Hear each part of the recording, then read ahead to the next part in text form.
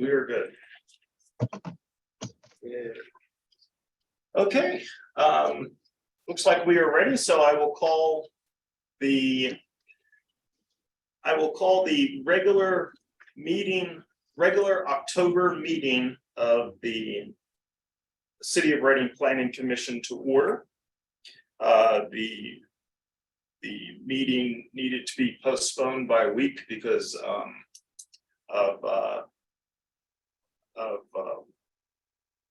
something that was quite unforeseen, because of something that was overlooked by the city administration that had to be straightened out, which I will get to. So I do thank everyone for making it today. I'm sorry I was not able to make it here last week. I was in Brooklyn. See here. I am Wayne Beeler, the chairman. With me is Peter Bry. Peter Bry. Peter Bry was one of my teachers. That's fun. On the line, we have Vice Chairman Wilson Feasey and Nelson DeLeon. For those of you who are familiar with the Planning Commission, you may notice that Mr. Lee Olson and Mr. Bob Conklin are not here. They had to. I received Bob's resignation this afternoon. I received Lee's last week because they are not city residents. It has come to the attention of the city solicitor that they cannot serve on the Planning Commission. So we're looking for a replacement. Now I will Mr. ask Chairman, for, this is Will. yes, This is go Will. ahead, Will. Yeah, sorry. I just wanted to express appreciation for our former colleagues Olson and Conklin for their contributions. I especially valued their knowledge and insight as architects. So we thank them for their service to the city.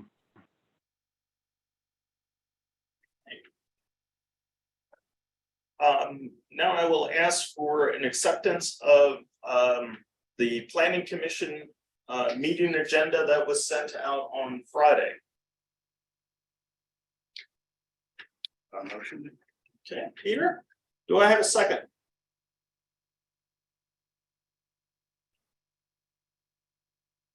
Okay, I'll second that. Mr. Chair, this is Will. Did we want to change that agenda item that we were asked to change to accommodate the applicant? We'll be okay. Oh, yeah, we'll be fine. It's since it's the same topic, we don't need to amend the agenda. Oh, okay. Okay, with the question asked, all those in favor, please say aye. Aye. Aye. Okay, opposed? Very good. Okay, we have an agenda. First on the agenda, we have the 1012 Lancaster Avenue annexation plan. And I will turn it over to Jerome for the update. Okay, great. We had this plan submitted last month. It was reviewed. We had comments. We were able to have some dialogue with the applicant, and we have issued they have submitted a revised plan, and we have issued a final plan review, which is dated October 12th, 2022. And it's just some cleanup items for the plan for its municipal endorsement, as well as recording items, such as the certification of ownership and accuracy.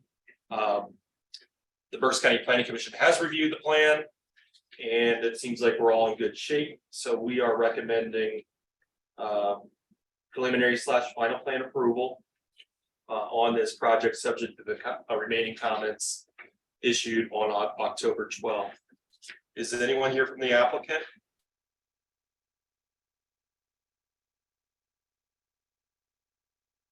Important wasn't necessary. Yeah. Okay, great. Okay. Very good. Are there any questions on this plan by the commissioners? Okay, I can see why there are none because it's pretty straightforward. And just for the record, it is a 2-lot annexation plan, combining the parcels, no further site improvements or stormwater management improvements. Very good. With that, do I hear a motion to grant conditional preliminary final plan approval for the 10-10-10-12 Lancaster Avenue annexation plan, subject to the applicant resolving all issues referenced with the review letter by Hawk Valley Associates dated October 12th, 2022. So move. Thank you, Nelson. Second? I'll second. Okay, I have a second from Peter. Okay.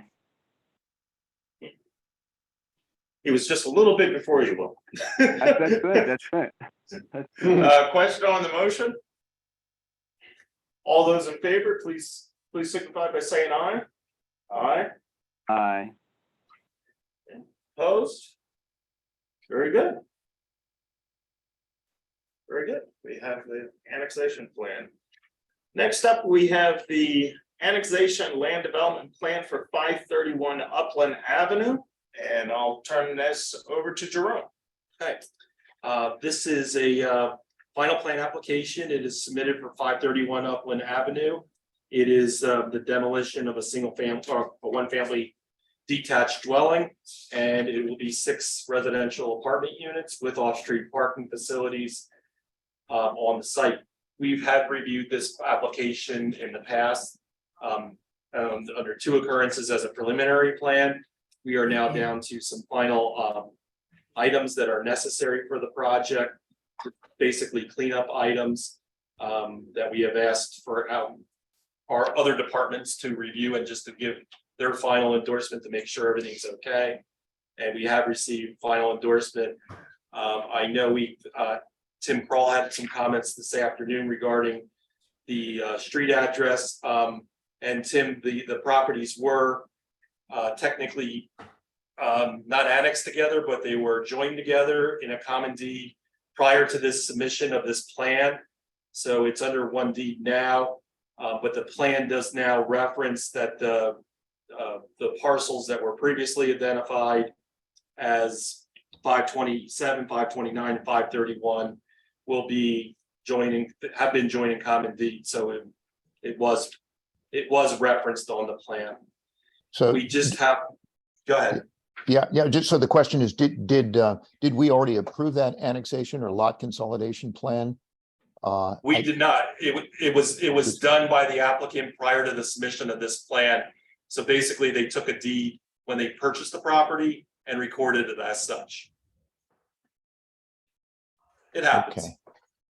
Oh, well, I suppose if you're happy, what Public Works needs is a deed or a approved consolidation plan that we can then reference to so that we can show that it's one lot to proceed with the addressing of the lot. Correct. So if you could forward me what you have to demonstrate that, then Chris in our engineering office will have what he needs to proceed with the addressing. Is Craig Bonenberger on the line? I am. Craig, can you forward that to Tim? Yeah, what are you looking for, Tim?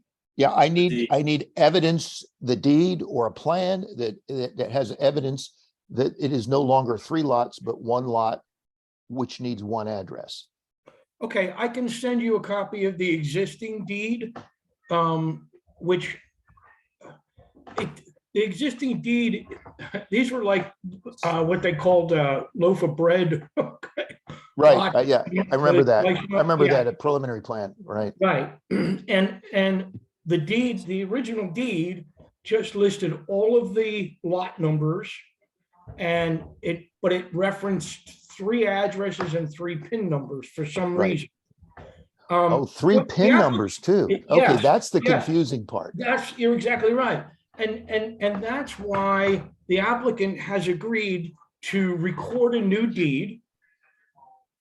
Okay. Yeah, With a new legal description. Berks County GIS can assign a single PIN number and a single address to the site. And we've already committed to doing that. And I can probably have that done this week or next week yet, okay? Mhm, mhm. It's Okay.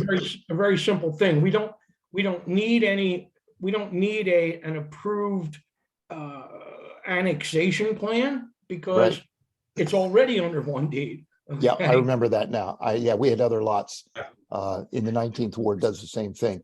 The problem is our Chris, who's going to do the addressing, is going to send this to the county. Now, I know the addressing department, they deal with the GIS. In fact, I think it's in that department. So if they're aware of this, if they're aware of that this is occurring, we could probably initiate the addressing at the same time that you're doing your revised deed. If in fact it will be do you need to revise the deed then if it is all included? Except to scrub those PIN numbers to get one PIN number. That's probably Right, what you need. And I don't know how to explain that to Berks County GIS. All Yeah. they have to do is scrub the PIN numbers. Yeah. Okay, And Okay. I've had this problem since the beginning of this project, even starting with the zoning hearing board, where they kept Yeah. saying, well, it's 3 parcels. Well, it's not. yeah, yeah. Okay, So however the city wants me to handle this, I'm going to be happy to do it that way. yeah. If you could send me, when you get it, whatever you get that you're working on, the document that you're going to record, please forward that to me. In the meantime, I'm going to tell Chris just to go ahead and do what he normally does. And if Berks County has questions, we'll simply say that, you know, what you just said, that you're in the process of scrubbing those Okay, pins and to one that's pin, fine. and they're working with the same people, so they should know what's going on. Yeah, okay. Yeah. Okay, that sounds like a works plan. out. Yep. We'll keep each other posted. Yep, okay. So the remaining unresolved issues were the planning module, and that's in action right now. And there's just a couple stormwater issues. We are recommending final plan approval subject to the comments issued in our letter dated October 20th. Tim, so the sewer modules are submitted and they're in the review process. I actually don't know exactly where they are status wise. I tried to get an update from Deb Hogue, who's processing these and a couple of the other ones on the list tonight. I have not heard back from her yet on that. Yeah. I will let the commission know as soon as we hear. I'm sure they're in progress. I don't think there's going to be a problem with it. It's just a matter of getting all of the approvals and signatures and all that to go through. I don't see a real issue with it. I did, while I'm speaking, I will say for the stormwater management, Craig, we do need to have a stormwater management agreement. That's a separate written agreement. Okay. And as we go through that process, then there is an operation and maintenance inspection fee that the city collects. It's in the ordinance, and that would be for $5,000. That'll take care of O&M for the next 10 years for the city's inspections. Understood. Both of those are stormwater management items. Okay, I understand you have a standard agreement. Could you have Joan send that to me or Michelle? Michelle. Yeah, Yeah, it's okay. yeah, I don't, is Michelle, she on? Joan- Chris is here today for her. Oh, Chris is here. Okay, yeah. Yes, I'm filling Oh, in hi, for Chris. Michelle tonight. Okay, very good, Chris. If we could, then, yeah, forward that. I want to make sure we get the right one, the most up-to-date one that Michelle put together, and have that forwarded over to Craig. So Yeah, he has that. I'll make sure Michelle gets that to Craig. Yeah, also Good. the standard developers agreement, so I can have that forwarded over to the applicant's attorney for review. Yeah. Has Okay. the city received the cost estimates for the That was my improvements next- agreement? That was my No. next question. No, we have not submitted that yet.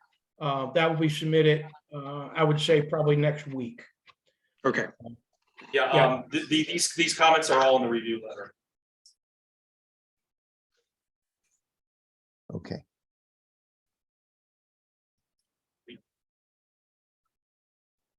there any questions on this project from the board members?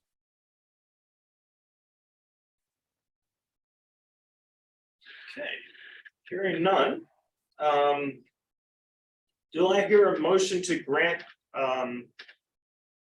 conditional final plan approval for the 531 Upland Avenue annexation and land development plan, subject to the applicant resolving all issues referenced with the review letter by Hawk Valley Associates dated October 20th, 2022.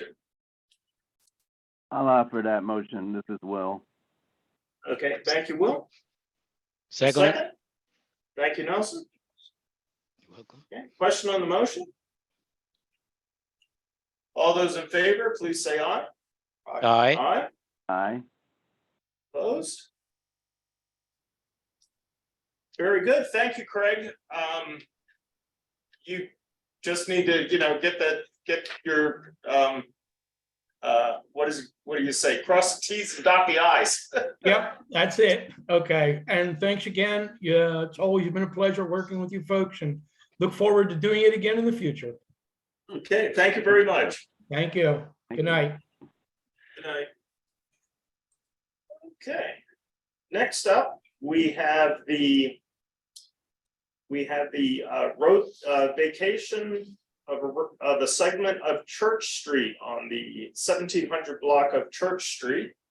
And I'll turn it over to Jerome for the synopsis. Okay, we received the petition to vacate this segment of Church Street. We had reviewed it on October 24th, 2022.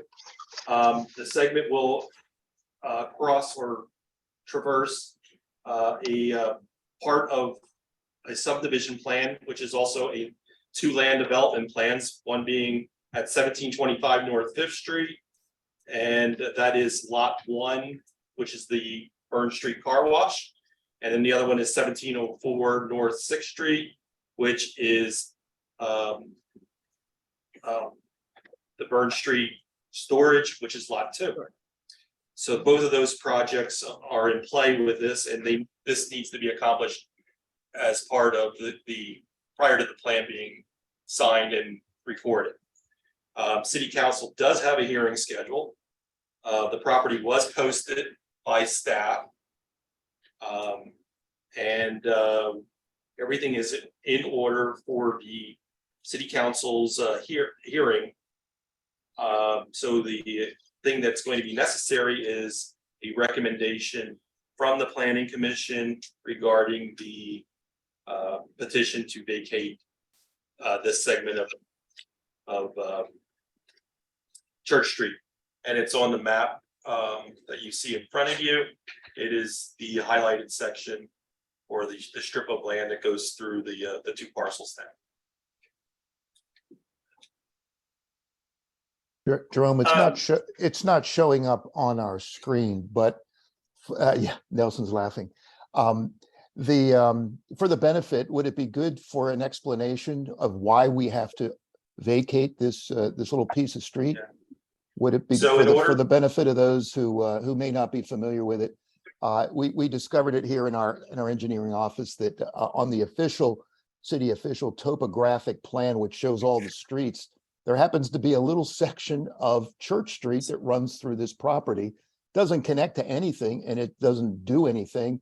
It's there. And we searched the ordinances top and bottom and couldn't find any area of Church Street that was vacated that would cover this. Everywhere north and everywhere south was vacated, but not this little piece. So this is how. Do you see a Go map ahead, on the Jen. screen? Yeah, in any municipality, particularly cities and boroughs, there are going to be paper streets that appeared on the map but were never opened and never vacated. It was not opened within 21 years. It has not been used by the public. The facts are stated in the petition. You have a petition and a draft ordinance in addition to the map. And that's the case here. So it's traversing a property that's going to be not only change its lot lines, It's also going to be in improvements that are going to be necessary to facilitate both projects. And for those people who are not familiar with this, I did drive past it again today, and I noticed that this segment of what would be Church Street, if it did exist, would dead end into a cliff. Yeah. So, so it really doesn't serve, it doesn't serve the city to keep it on the map. And then this way the applicant has everything cleared up and they don't have to worry about it. It didn't quite grid out. On my review letter, it does have the highlighted version. That was hatched, I can see. So that if we can go to that quickly, then we can see it. Yeah, that's right. It's your letter. It's in my letter, the second page. Yeah. Looks like that. Yeah, street vacation, there you go. And page 2. There you go. So on the bottom segment, you see that's the city of Reading topo map. And then the top version is the map that was supplied by the applicant.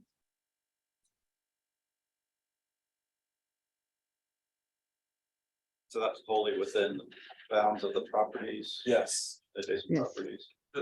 Yes, and it does not extend any further because there are no other improvements. And as Wayne had said, it goes into a.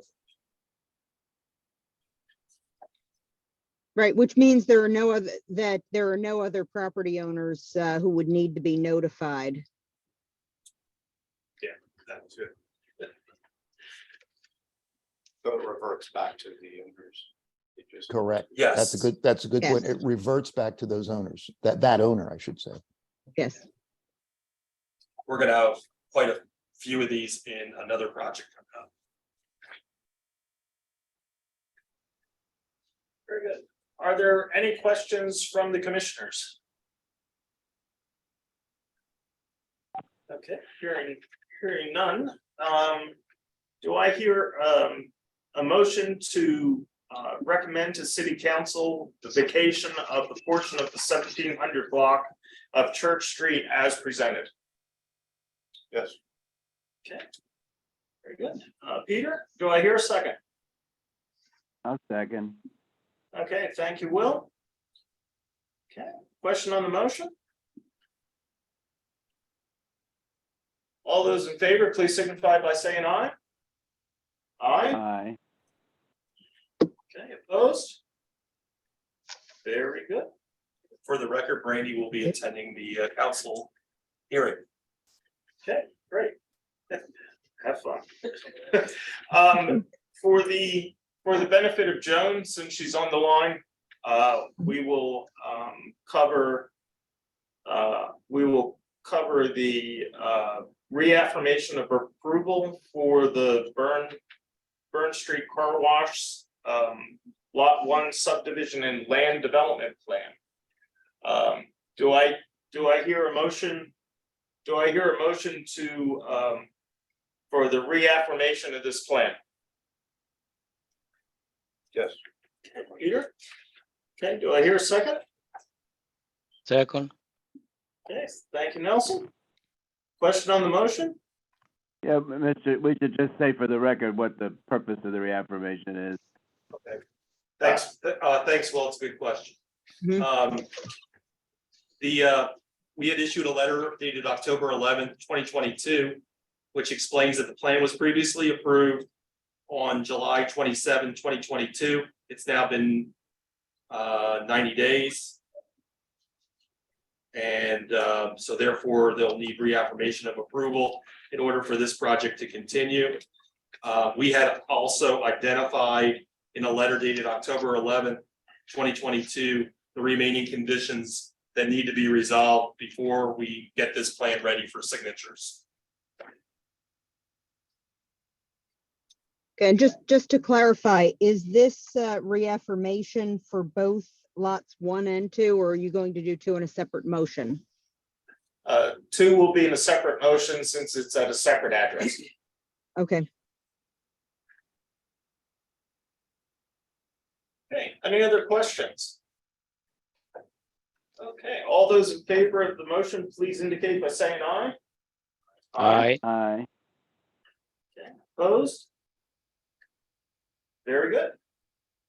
And then for the other side of this Church Street that we just vacated, do I hear a motion to reaffirm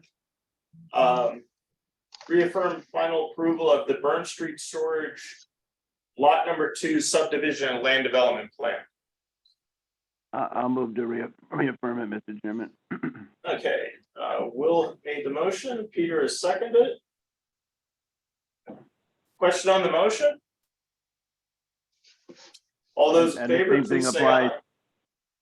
Oh, Yes, this was a review letter that was issued on October 12th, which also identifies the remaining issues that need to be resolved by the applicant. very good. Okay. Any other questions on the motion? Okay. All those in favor, please indicate by saying aye. Aye. Aye, Aye. Mm-hmm. opposed? Very good. I think Joan can go to Timbuktu now. Well, thank you. I'm gonna stay on the line through item 8 because I had some involvement with it, not as much as with the others, but I will stay on the line. But thank you very much. Thank you. Okay. Very good. Mhm. Okay, next on the list, we have the Holy Trinity Church of God Land Development Plan. And I'll turn it over to Jerome for the update. This plan was submitted as a revised plan. It is now in the final plan application stage. We had reviewed it the October 20th, 2022. This is the Holy Trinity Church of God, which includes a 6.40 acre site, which will include a worship center, sanctuary building, as well as a one family detached dwelling, a blacksmith shop, off-street parking area, loading area, and also related improvements on the site. There are a number of remaining issues that need to be resolved. We've gone through several that we feel we've cleared the zoning compliance with the floodplain, the riparian buffer, and the 100-year floodplain, as well as the airport overlay district. So we're satisfied with those requirements. However, there's still a number of issues that need to be resolved with stormwater management, and as well as Bern Township will still need to review this or have the opportunity to review this plan, and other issues that are addressed on our review letter. It asks also that there's various departments that still need to weigh in on the project. And some departments who have already reviewed this project, such as the city arborist, they had tweaked the plan a little bit, so they need to look at it again for compliance. And one of the items that we felt strongly about was that the off-street parking area is now located along the northern boundary line, which it wasn't before. There was a buffer yard between those properties, so it's things of that nature we want to see cleaned up. And again, we're going to have to work through the street vacation issues, just like we did with this other one. There's 3 or 4 on this problem. So this plan's not ready for any approval. Is there anyone here from the applicant? Yes, Claire. hi, well, good night, Planning Commission. I'm Iliada Herrera with Boja Engineering, and I'm representing the client here. It's our understanding that you submitted a revised plan. Correct, so we just made our submission today in response to most of the comments.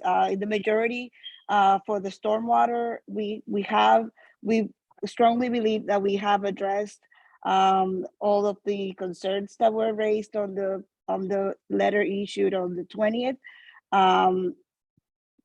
We are working to prepare the plans to be submitted to the Conservation District, which is going to happen in the next week or so. And we are going to be submitting to Burn Township for the review, as you requested on the previous letter. We are also still awaiting for the planning module to be received so that we can submit it to DEP. And for the majority of the other items that are on the letter regarding communication with other authorities and agencies, we are also working on those. Fantastic. Do you have any comments, Tim? Yeah, I do. Yes. In fact, I have a whole list. I have not seen this latest submission, but, and I don't want to get into a long laundry list, but since Ms. Herrera is here representing the owner, is it, the one item that stands out in the stormwater management, which is included in Hawk Valley's letter, is the change of the outfall of the stormwater system from the creek to a level spreader. Did it go back to the way it was originally presented as an outfall to the creek? We actually made a significant change to that. So now we don't have any outfall into the creek or nor the level spreader. We are actually connecting our outfall from the basin to an existing 18-inch CMP that's running northwest of the site before it goes into the creek. That pipe already outlets into the creek. So we're going to be connecting to it inside of our property. Do you know who owns the pipe? I wasn't aware that there was a pipe. The pipe, actually, there's a swell that runs along the drive on the west of the property, inside of the property. And there's just an inlet that just daylights onto the pipe. And the pipe goes directly into the stream. Okay, that's on your survey next? I don't remember seeing that Yes. on the plan. Yes, so Okay. we, on the survey in the past, we were showing only the outfall into the stream and we were showing the inlet. We went out to the site and we did more survey to identify the correct direction of that pipe, and we identify and we presented it on the plan. So the one that we submitted today shows how the pipe runs through the site and where exactly we're connecting to it. Okay, Jerome, I would still recommend that I have enough on here that I think it would warrant another technical meeting with the engineer, Ms. Herrera, Mr. Okay. Boja, if you think that would be appropriate. I think we That's should do that. appropriate. We can, yeah, we can get back to you for scheduling that meeting so we can discuss further. I have Okay, one more question that I think the planning commission would be appropriate for the planning commission to hear.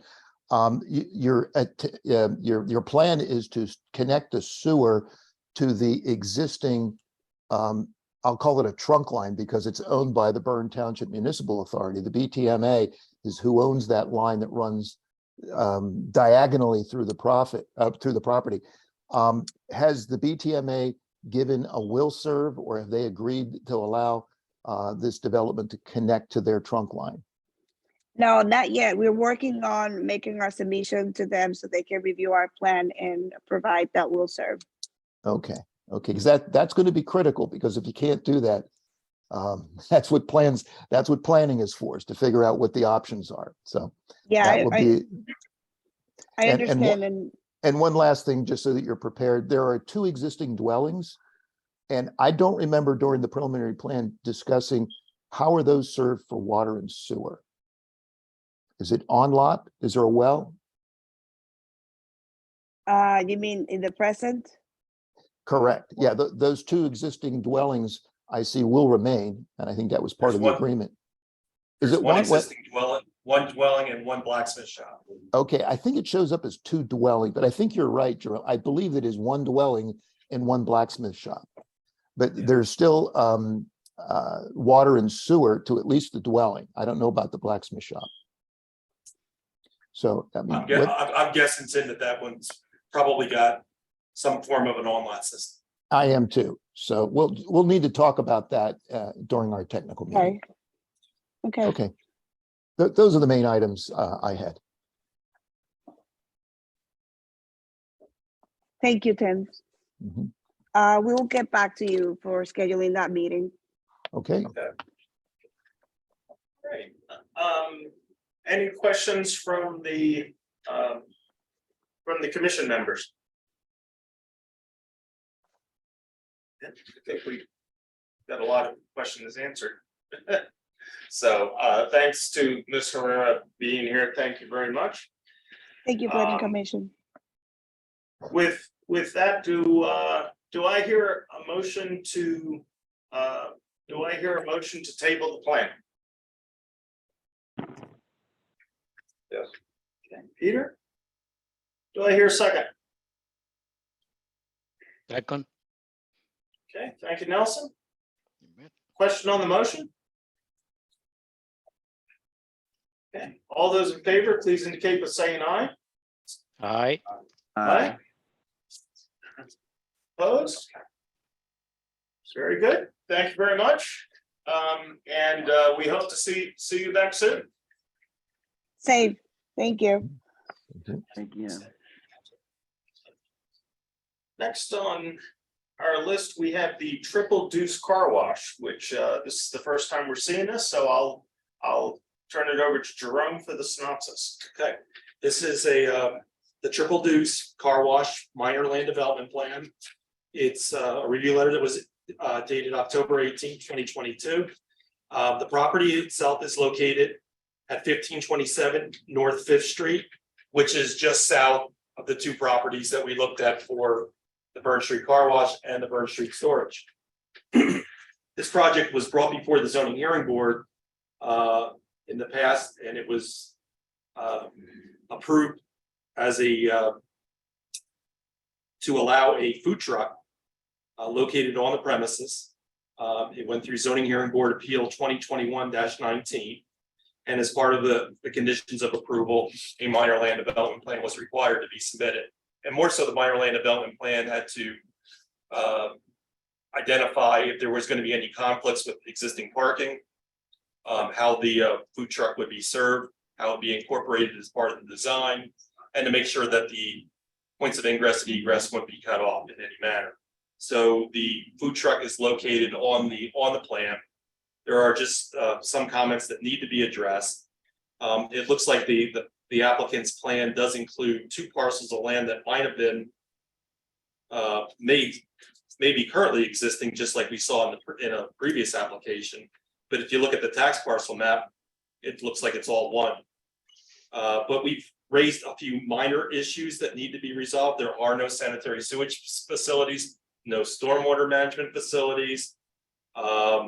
The food truck is located along the northern portion of the property where it will not be in the way or take up parking spaces that are necessary for the car wash operation.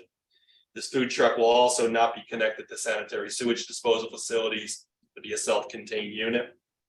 And we had asked that the applicant also address solid waste management and recycling issues. So all in all, this is a rather simple plan that we were looking just to satisfy the requirements that the zoning hearing board had provided in their order. And we feel that if the applicant addresses these comments, we'll be in good shape for releasing having the plan approved and recorded. So we're recommending approval of this plan. Is there anyone here representing the plan? Yes, this is Joan London. I believe I represented Mr. Rowland in the zoning hearing board with the plan. I've had some involvement with it. So what you're recommending is an approval conditional on the remaining items in the Hawk Valley letter? That's my recommendation, yes. Right.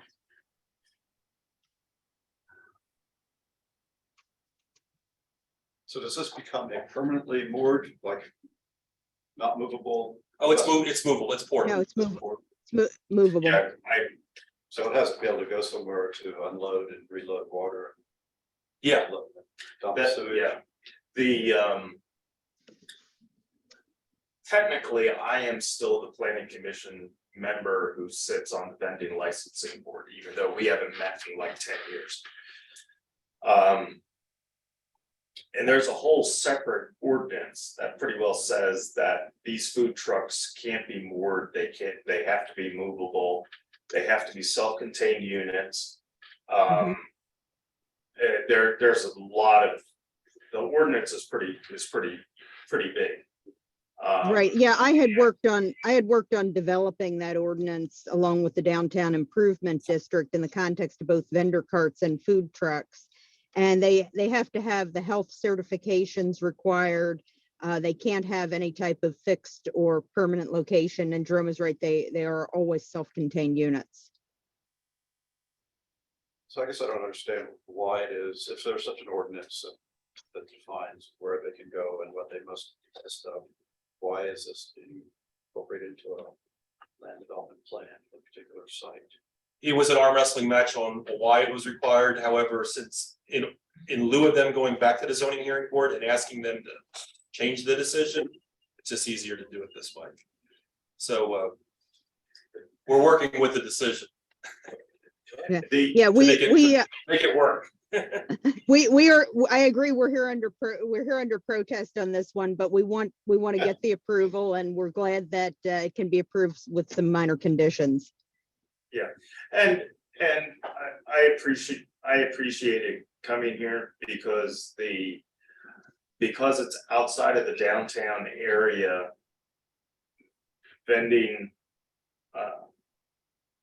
Vending trucks and things don't have quite the same strict protocols that they do if they're in the commercial board. I also want to say, I don't want to pick on the zoning hearing board at all, and to stick up for what they probably were interpreting was that the food truck may be placed in a position where it would take up parking spaces or block the point of ingress and egress, which they didn't have. That's not what they wanted. So this plan does show it a compliance. So if I get Mr. Fossey to come to my office and serve Stoke, because I don't need to go through planning commission. I don't know what permit you need. Yeah, I see the zoning office. Yeah. Right. Okay, very good. Tim, do you have anything about this? No, I think all my questions were answered, especially that with the sanitary sewage and the stormwater. We're fine. Okay, anything else from the commissioners? The meeting shall be some more. 10.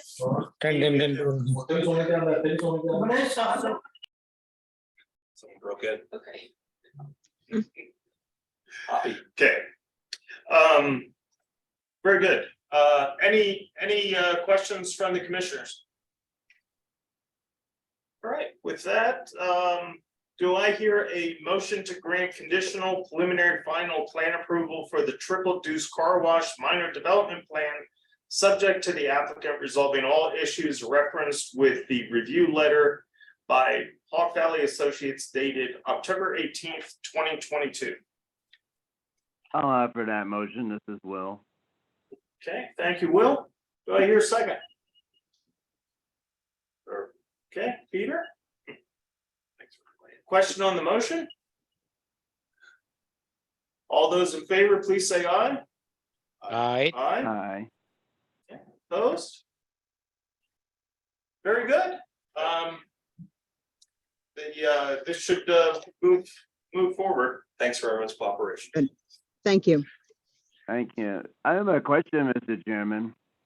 Yes. I do remember when that ordinance was being discussed as before I was on the commission, so it's the first time I'm seeing a food truck plan. Is there an official list the city keeps that's available that we could see if we wanted to? Because I do sometimes see food trucks that seem to be permitted in places, and now it has me wondering. I believe there is a complete list, and it should be maintained by the zoning office. So if you want to send Emily an email, she's probably the one who has it. Okay, thank you. Because we used to maintain it when we had the licensing review board, but that was, that was kind of discontinued. Same. Okay. Next on the list, we have the Reading School District STEM School Preliminary Land Development Plan. And I will, I just want to point out to Jerome that it is not the Reading School District High School Academy. The Reading School District High School Academy is something completely different. No, up to them. Same. It's Isn't identified on the the- plan. Isn't the high school academy the virtual school that's run out of the Rock? That's the Reading Virtual Academy. That's what they have identified on their plan. Okay, very good. Then that's what we'll go with. It's just a little confusing. Because now we have like 3 or 4 different academies that are associated with the high school. It's called the STEM school. So, Whatever you guys want to call it, I mean, yeah. it's a high school academy that we talked about for up to 1,000 students that specializes or caters towards the STEM curriculum for STEAM curriculum, really. STEM. That's why I put it in there. Yeah. All right, let's go through the review. The review was issued on October 21st, 2022. This is a preliminary land development plan application which involves a 2.4 acre site located at 801 North 9th Street. It also has frontage on other streets, which include Moss Street, Windsor, and Douglas. And I've also identified it in my review letter as the STEM school as well, just so for points of clarification. But if you feel that there's a need to specify the terminology, we'll incorporate that in future reviews. So going forward, the applicant did have present its case to the zoning hearing board as part of Appeal 2022-35. And from my understanding is they've been successful in their appeal, which identified the height of the building. There was some signs as well as A special exception. oh, I'm sorry. Yeah, thank you. Special exception for the use. So we've identified quite a number of comments within the review letter. We felt that this was thorough. We had a technical review with the applicant to specifically discuss stormwater. We've also had a number of comments in here with regards to the traffic issues. What we did was we recommended that in lieu of a traffic impact study is that we focus on pedestrian accessibility to the site and whatever whatever school buses are coming in and out.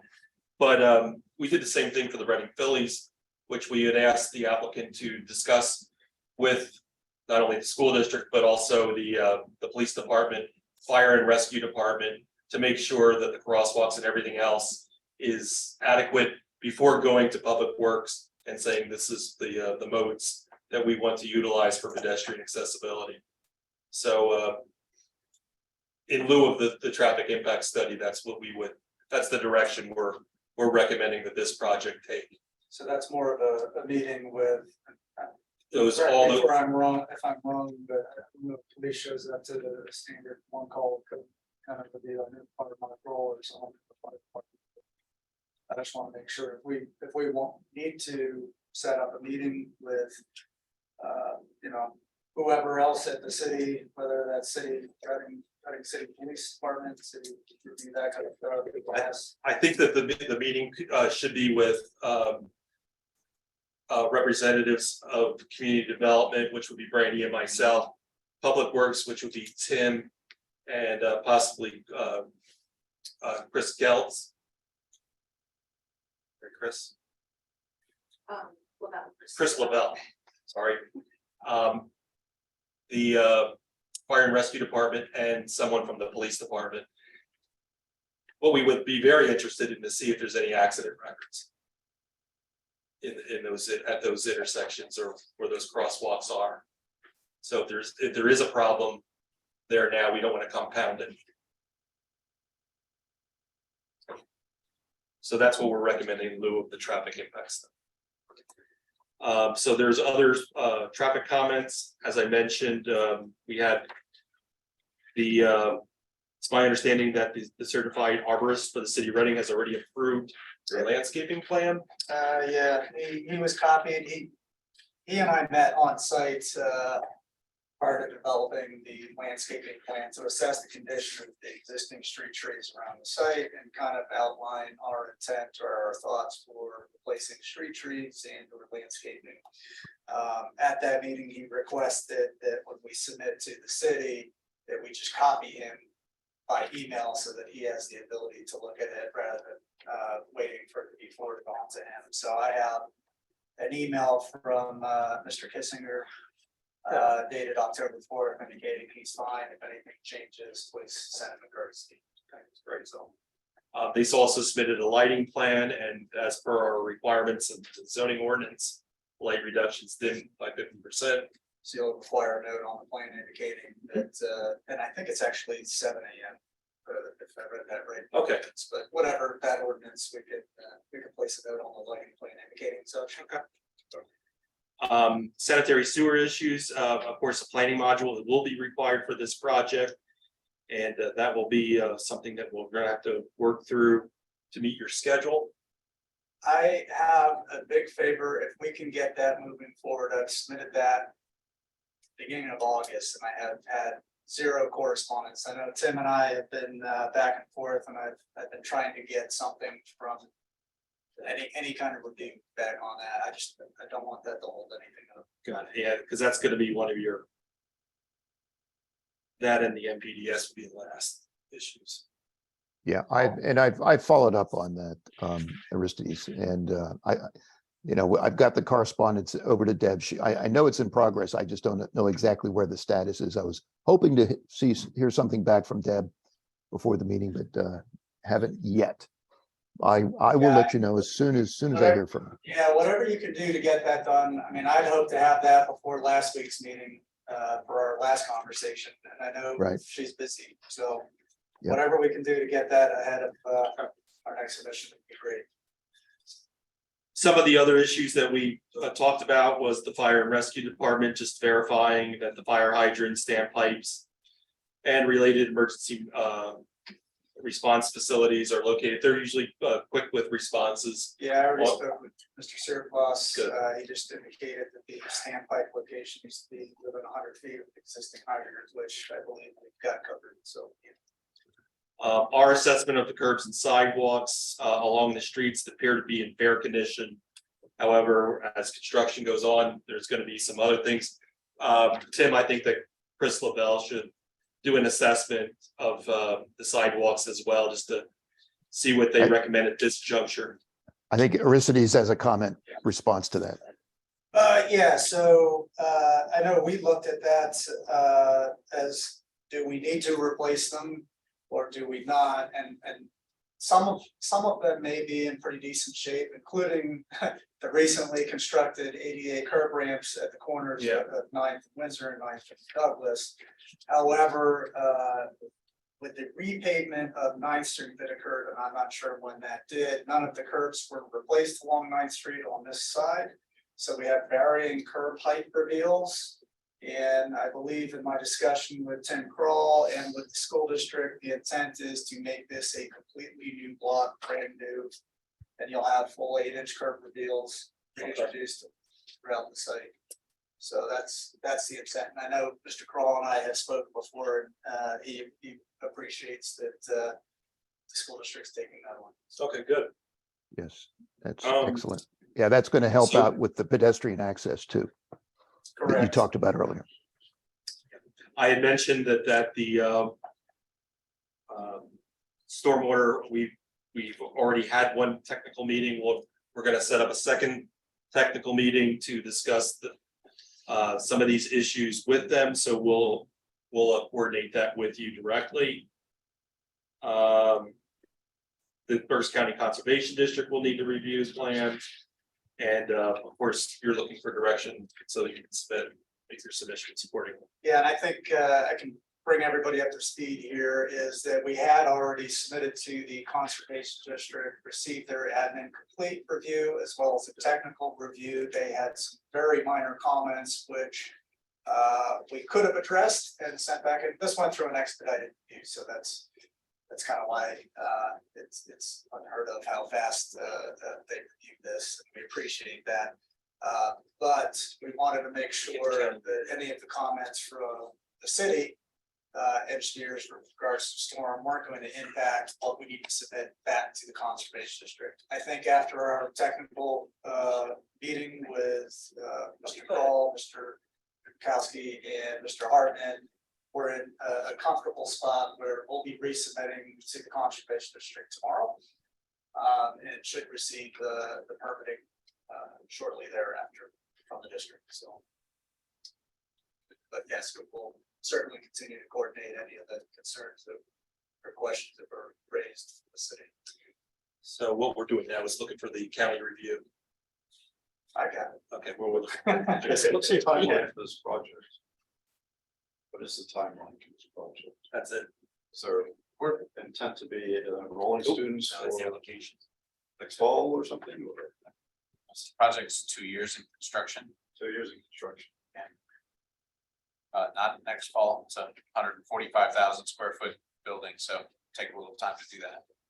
So one of the, I think if I can bring it up is, if you've seen the site, it's brick and rubble to varying depths. And in order to get the site ready to begin the construction, there's an upfront, clean this out, get it out, you know, get to a point where we can start building. So the critical path is making sure that we get our MPPS permits so that we can begin to disturb that site, so that when we segue into the actual construction of the project, that site's cleared.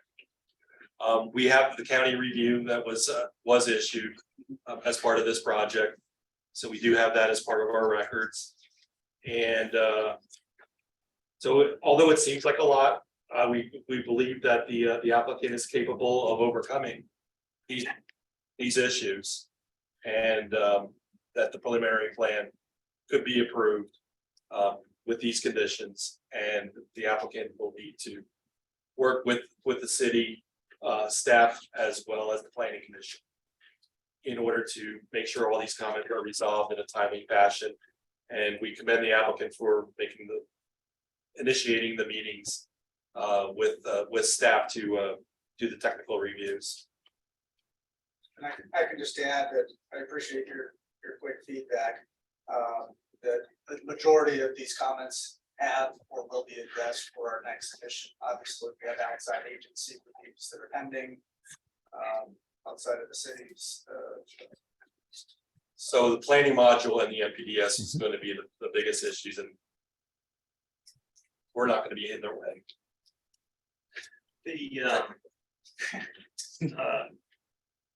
Jerome mentioned to me that it doesn't look like you'll need PennDOT HOP. We will for strict utility connections and curb replacement. With There's that also- for access. There's also talk about potentially temporarily during construction, maybe blocking off some of those on-street parking spaces on our side because of the proximity of the building, the building setback and the building facade to that, just to make sure it's safe. And as part of the final plan, whatever curb and sidewalk issues, and whatever ordinances are necessary to go through Public Works, will have more specifics. Aristides, do you understand what he's saying about that? Do you understand what that was? So are you looking for the detailed ADA ramps? Is that what you're looking for? No, what he's saying is that if the curb is being realigned from where it is now, and that would be horizontally, if it's horizontally, and in some cases, if it's vertically realigned, but if it's horizontally realigned, it has to go through ordinance, because the curbs are actually used as boundaries, as markers, as like a benchmark in the city. So Yeah, no, anytime we it's realign in it, place. It's just in kind, just vertically. Yeah, I'd have to take a look at it. Oh, It's not jumping out at me where we are actually realigning any of the Moss curbing. Street. Moss Street. and Windsor, we have a bus trouble. You think? Okay, I'll have to take a better look at it. Then maybe you can show me, Jerome. If Yeah, it is, if there is a well- realignment, then what we do is simply present it as an ordinance. And then it's actually updated the official topographic plan to show that the alignment of the curb has changed. And it's Now, a is that- fairly is that simple. Changing the actual city right of way. It doesn't change the right of way. If the right of way changes, obviously that has to go through too. But if you're changing the alignment of the curb, because the curbs are also on the city's topographic plan, so any realignment of the curb has to be done by ordinance. Is that something you and I can touch down with offline? Oh, yeah. and- Yep. reference and make Sure we We, get that. we've done it ironed before. out. Yep. Yeah, we did it with the Citadel. Similar thing.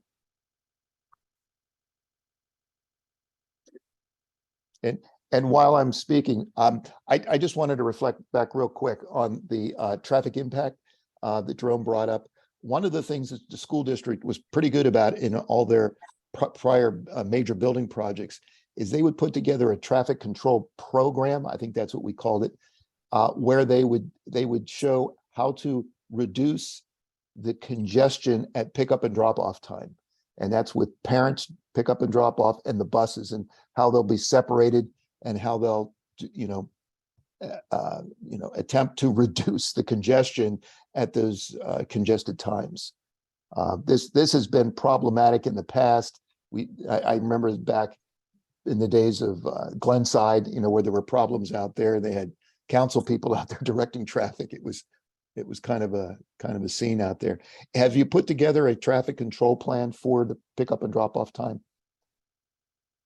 Tim, what we did with the Reading Phillies was we asked for a narrative on how they were going to do this, and Right. their Yeah, that's, engineer provided that information. yep, that's what we're looking for, right? Okay. Very good. Anything else, Tim? Everything else was touched on. I think we're looking at a really good plan here. I think this is going to be a good project. Any comments from the commissioners? Yes, Mr. Chairman, this is Will. I Go hear ahead, the Will. engineer. Is there no representative from the district here this evening? I think Wayne's here. Okay, Yes, great. Mr. because I have some questions and concerns. When the district brought this plan before us, it was a sketch plan, which we appreciate always. It's helpful to understand things better, it's mutually beneficial, but that was summertime. So we were focused mostly on parking then, and traffic wasn't the foremost concern, but now that the school year has started, I've been reminded of this concern. And I really appreciate what Tim Kroll was just saying, which ties together with some of my concerns. So my first question is, I understand there's a bus stop on currently, I think it's on North 9th Street. Is the proposal for that to remain in place? It's not on this block. I think it's a block north. It's a block north, okay. And that's good. Because not only for the purpose of serving the community, but there are some students who do avail themselves of public transportation. I don't know if there's any thought if it should be closer. Maybe a block north is better in a way. So I leave that for Public Works when we have that, when there's this dialogue between the city and the district to consider that. Yeah, Now, there is a bus stop at 9th and Marion. We dealt with that when we did the fire station, which Yes. is just two blocks north. So there is a Yes. bus stop 2 blocks north. 2 blocks is the closest, okay. Mhm. On 9th Street. Correct. There might be some other ones the other direction. There could be. Yes, I'm not sure which would be the closest. So I'm confident you'll review that. So for the bus pickup of the school buses, from looking at the plan, can I be reassured, please, that the two-way flow on Windsor Street is not going to be blocked at any point? Because the buses are going to be in this, it looks like a pullover section. Correct. We have a bus pull-off lane, and that's part of the realignment of the curves that was just talked about, where we're bumping in, I think, 12 feet to allow bus traffic to get out of travel lanes, unload, and then exit to the east on Windsor. Okay, We that's also have- good. I we just, also have a dual purpose, well, it's really a service drive on Moss Street that has the ability to uptake several buses as well, so that we're not blocking traffic. okay, that's good, because the reason I had the concern, and maybe Public Works could address this, is I know there are certain laws about when buses, you know, and when buses are dropping off, picking up, and about passing buses on the other side and so forth. So as long as none of those with this pull-off area would come into effect, is what I'm getting at.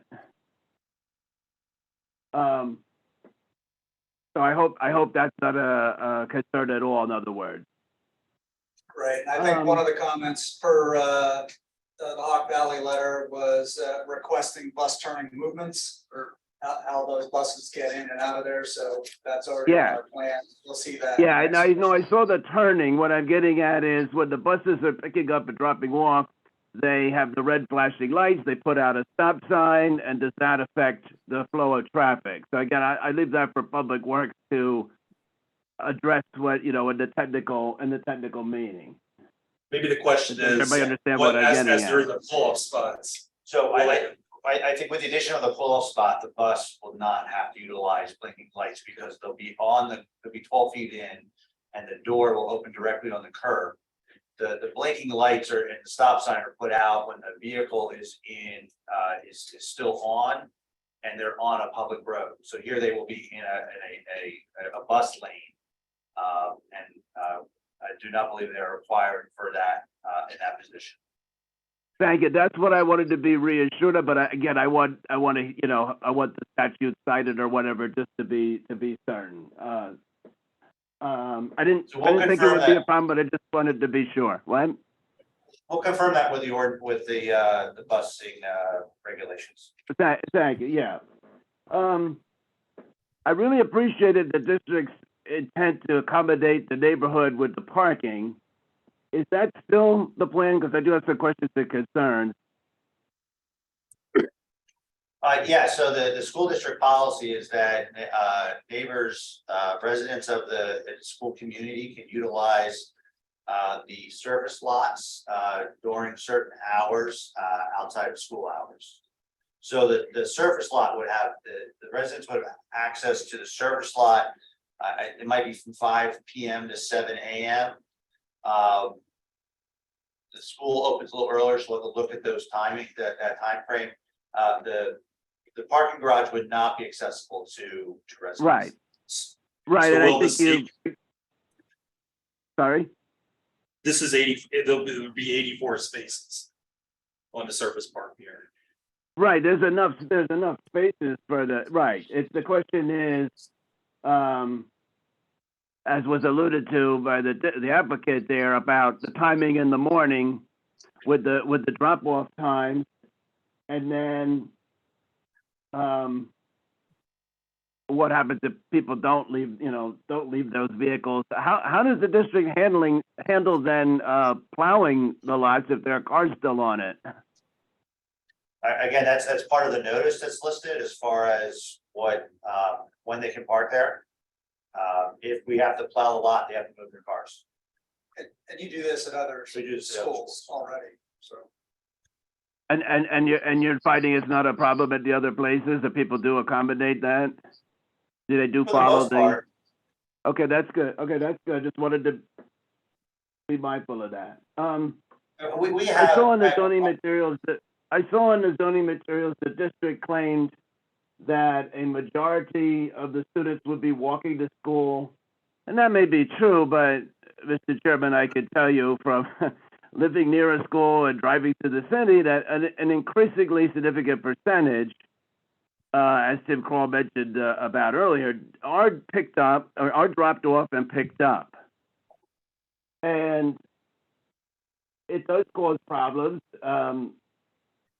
So I'm concerned that the drop-off area, which I'm glad there is one there, the picking up and drop-off area on the lot might not be adequate. So again, this would be something, I appreciate what the planning consultant was talking about with pedestrian safety, which is of course foremost. But I think if we're not going to do a traffic plan, then I think that whole picture needs to be looked at seriously. And just so everybody understands, what I see and hear on a daily basis is a great deal of illegal parking, lots of double parking, blocking of streets, blocking of alleys, parking in front of driveways where people have only that as their egress for emergency, for example, along yellow curbs, in bus stops.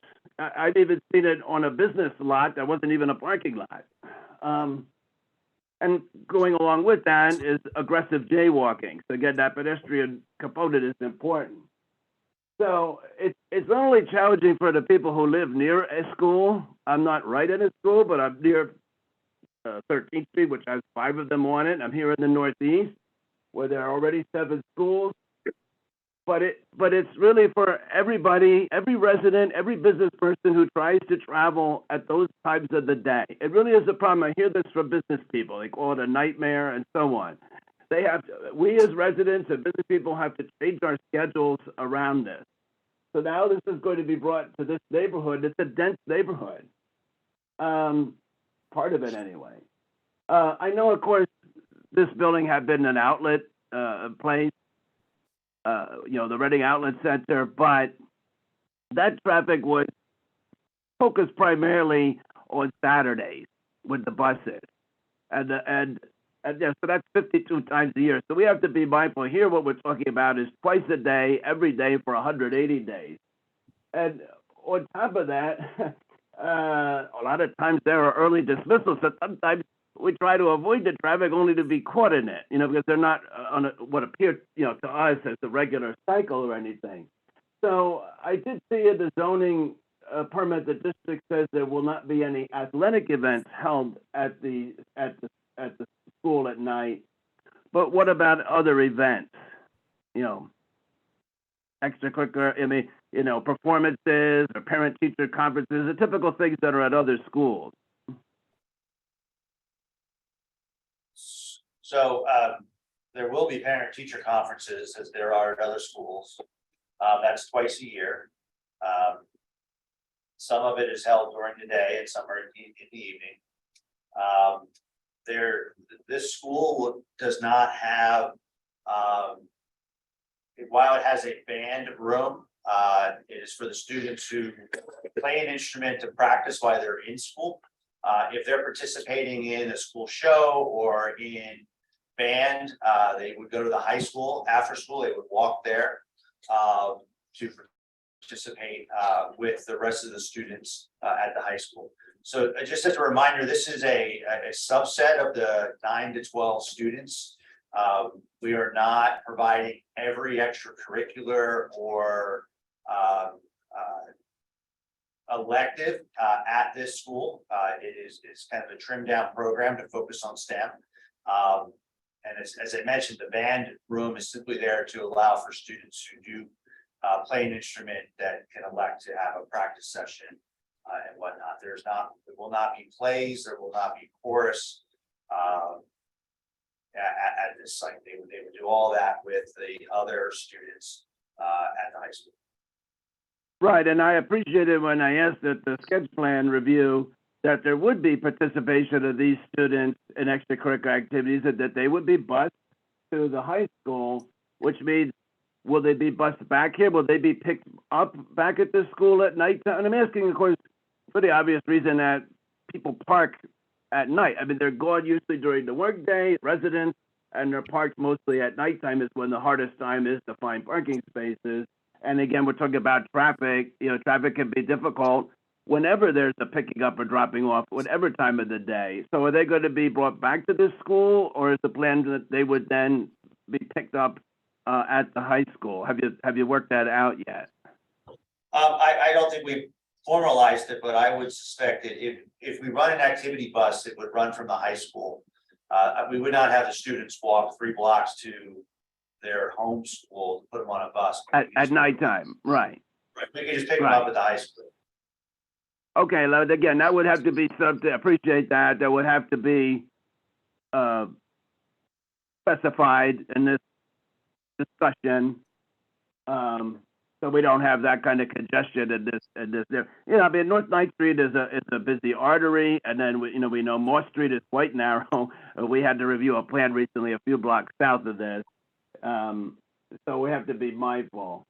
But like I said, And again, Mr. Safici, it's Aristides. I just want to, I fully understand your concerns and I just want to remind in case we're all thinking this is 1,000 new students. This isn't 1,000 new students. This is.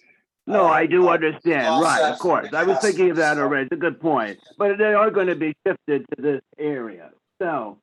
Understood. You'd have 1,000 less students at the high school for- Which I question, but I'll get to that, okay. But like I said, this will now be the 8th school in the northeast section of the city. I mean, mercy. I mean, it's very challenging parking. I have to give that perspective. I'm sure anybody who lives near a school anywhere in the city who has to go through the traffic can attest. So, and I would just say this is different from the stadium. That certainly has, big traffic congestion when there are events, but that's not in a dense neighborhood, whereas this is, and again, it's part of a whole here, because one piece, and it's very difficult for the district to plan, because I should note, I understand, because when there's the population, the enrollment, it ebbs and flows, and the changes are not even geographically, they're not even in terms of the cohort, meaning the age. So I do understand it's difficult. But again, I do urge there to be dialogue, and really, I wish it would be broadened, to all the schools, the traffic with every school, between the city and the district, that what could be optimized. I mean, was my suggestion that, made to the city of the district, which was followed finally, to stagger the time, so it's not a gridlock at one time, but it does attenuate the whole process. Talk about the starting and dismissal times. A question for Public Works, is this stretch of North 9th Street one of the areas where there is the scheduled street cleaning? I believe it is, yeah.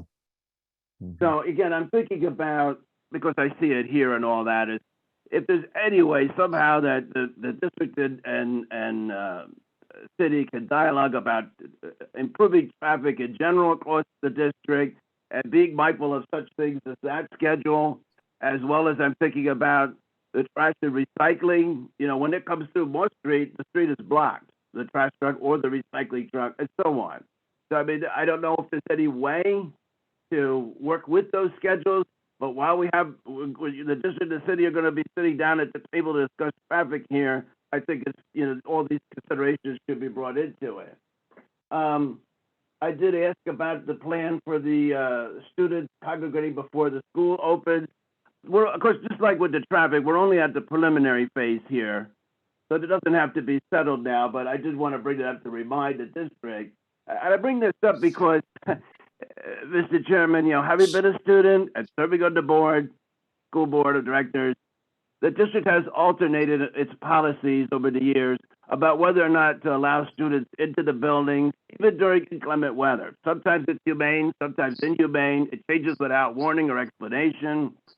And I dare say, in a poor district like this, the students are not necessarily properly attired for wintertime. The whole winter is really inclement. I mean, when I was on, there was a complaint from a citizen about this, and I brought it up. The superintendent issued a policy about letting students in, but I don't know if that's still carried, if it was ever followed, if it's still in effect. Sorry. I can't hear what? If you. I couldn't if hear you that could anything, wrap it- what? If you could wrap it up, Will. Yeah, Mr. Simpici, this is Aristides. Yeah, I understand your concerns with traffic and the pedestrian circulation and or gathering. But the pedestrians, whether they're coming to school and are allowed in the school or must congregate on the provided exterior spaces on this property, has nothing to do with the planning. Yeah, but I mean, because the setbacks were, the variance was granted for the setback, now there isn't the room. There isn't room on the sidewalk students. I got a variance for building height. And signage. Right, but the point, that's not, but the building height has nothing to do with pedestrians. The variance, what I'm saying is, because there's no setback, where are the students going to congregate? Take a look at our plan. We provided ample sidewalk width at the request of the school district because of this concern. In fact, where the city requires a 4-foot wide sidewalk, we're providing double that, and in some instances at our main entrances. Let me clarify this.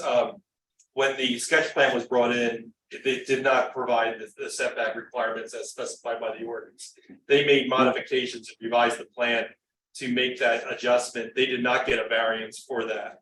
So they've made the plan comply with the setback provisions of the ordinance.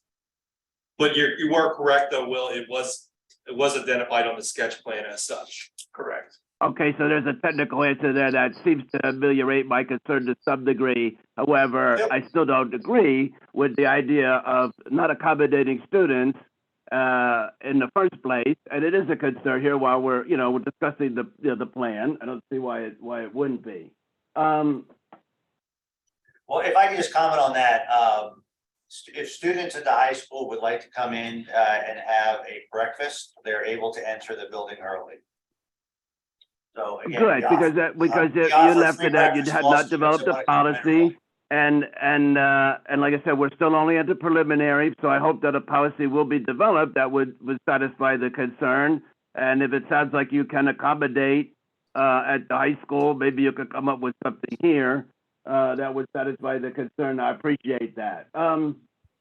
It's difficult, Mr. Chairman, to do planning, and I brought this up with the district before when they came before us the last time. I brought the same issue up with Albright. When an applicant has multiple parcels and one thing is changing and it's affecting the whole, it's difficult to do planning on a piecemeal basis. So that's why I'm trying to understand the purpose. Again, I question the purpose of this project. Again, when I mentioned before, I just want to add something, what I mentioned before, that we had reviewed, because it is a consideration here, we had reviewed a plan for redeveloping this site. So the fact that the district took it through eminent domain, which of course is their right, and took it off the tax roll, so that hurts the district, the city, all three taxing bodies, means a loss of tax revenue for the jobs, a loss of amenities for the people, walk-to-work jobs, which we're supposed to promote. I think it's in our subdivision land development ordinance. One of the businesses I just want to know for the record that had to be relocated was the urgent care. So it was relocated 1 mile north in a non-residential neighborhood. So therefore, I do appreciate at least accommodating the people with the parking, if that could be worked out. It sounds like it is working in other campuses, but I just want to be mindful of that, again, to be sensitive to the concerns of the neighborhood. And again, I know that this is all because really was an illicit action of the district, because the resolution was passed where the administration was supposed to study its capacity of all of its buildings and parcels, and that has not been done. When I asked about it last time, Mr. Guerra said that the district is at capacity. There was a study. I looked and I didn't see that study in any of the materials. So perhaps that could be provided to the commission. I think it should be. And I presume that you're talking about classroom capacity. Is that right? That's correct. Well, thank you. I was talking about the district's total capacity, which is why I brought up the other parcels. Like I said, I don't want to go into detail, but I talked about the Jewish Community Center, which was purchased with an extra price just for that reason, that it could be expanded onto. I asked about the Glenside Magnet School, which is being used temporarily as swing space for the renovations for the Glenside Elementary School. Once that project is complete, that building would be available, and I can't remember exactly. I think it has capacity of 200 to 300 students in it. There are other parcels, which again, I think again, as this project is part of a whole, it's not that I'm suggesting that classrooms should be on some of these other parcels, but I think the city and school district should dialogue about all of them. For example, the building at 8th and Penn, for the same reason you and I, Mr. Chairman, had concerns about the proposed fire station in the core commercial district. The same concern applies here. And I think you had a good suggestion, Mr. Chairman, also, after we had a meeting with the redevelopment authority, that maybe the 12th and Chestnut School could be looked at. The point is, again, that the district has other capacity. I have yet to be convinced that this is really a needed project. Furthermore, the reason, justification for this is that there's overcrowding at the high school. Yes, there is overcrowding, and some of it is because of population growth, but some of it is because of decisions the district itself has made to exacerbate the overcrowding. When that school was built, the high school, in 1927, the population of the city was 120,000. It's 95,000 now. And it was expanded in 1974 with the Geigel complex, which added classroom space as well, and then expanded again in the early 1990s to accommodate both the district administration and the ninth graders.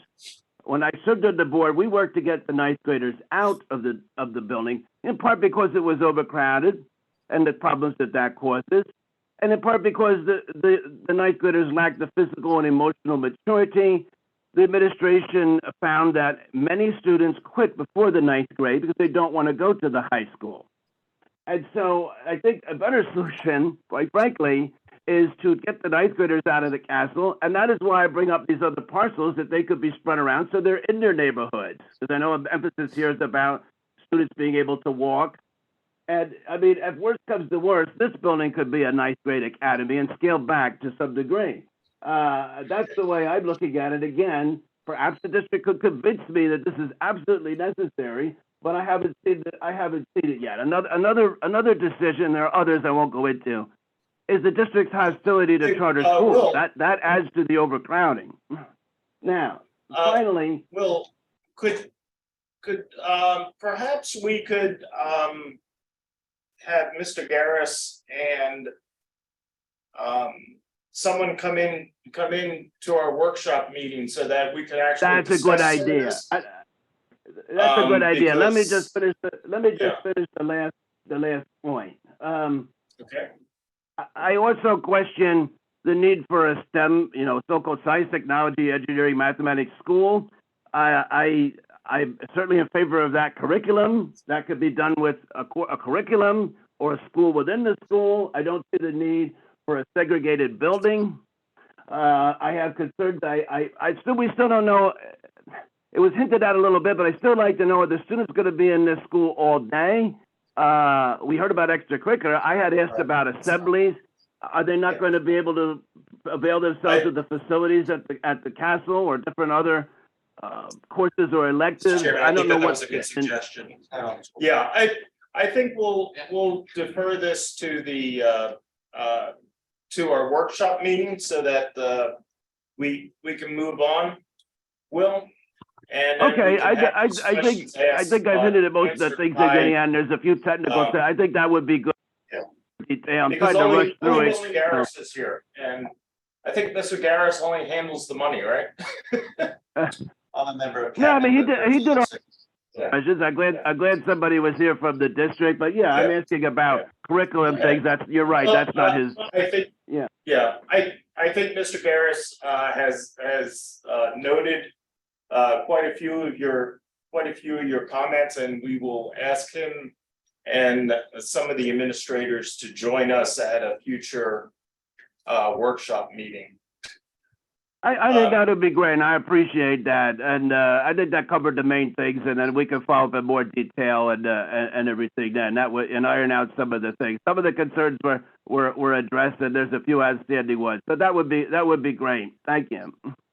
Okay, thank you. Well, do you have anything else?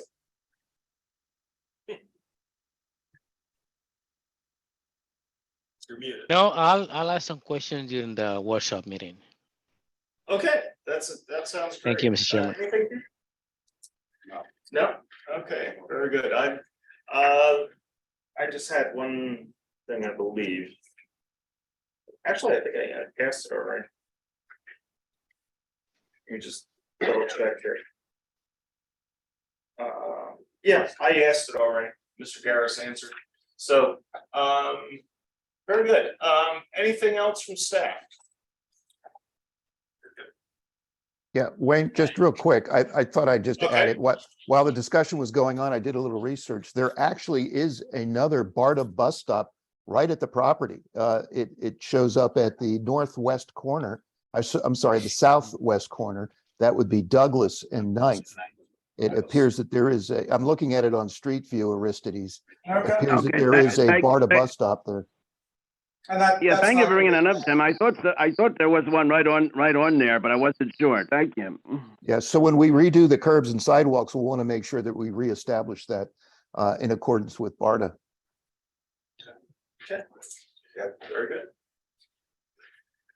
Okay, with that, do I hear a motion to, just a minute, I gotta get my cheat sheet. Do I hear a motion to grant conditional preliminary plan approval for the Reading School District's STEM High School Academy School Plan, subject to the applicant resolving all issues referenced with the review letter by Hawk Valley Associates dated October 21st, 2022? Yes. Okay, thank you, Peter. Second? Second. Okay, thank you, Nelson. Question on the motion?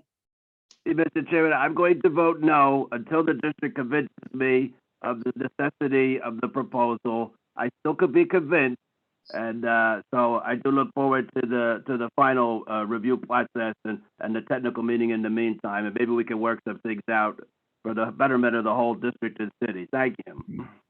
Okay, thank you, Will. Okay, all those in favor of the motion, please say aye. Aye. Aye. Okay, opposed? No. Okay.